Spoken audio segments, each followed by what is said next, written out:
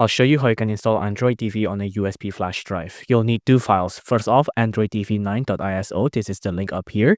And then you'll need Rufus here as well, so we can make the flash disk into a bootable drive. First off, let's just download the Android 9 TV ISO here. Let's just click on download anyways. Now it'll just download here, like you can see right here. And then while that's downloading, let's download Rufus here as well. Let's just scroll down and we can go to the download section here. Now on the download section here, just click on this one, on the exe one here. Again, wait for it to download. Now let's just wait for both of these to finish downloading before we continue.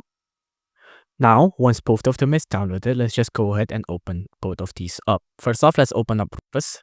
Let's click on yes. Now, let's click on yes again.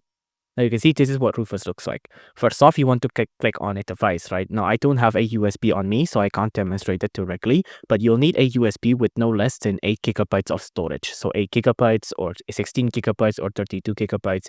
So anything above 8 gigabytes. But you just need to pick on a disk or ISO image, right? So I'm just going to pick on a disk or ISO image and I'm going to click on select. Now on select, I'm going to pick on my Android TV 9 ISO, click on open.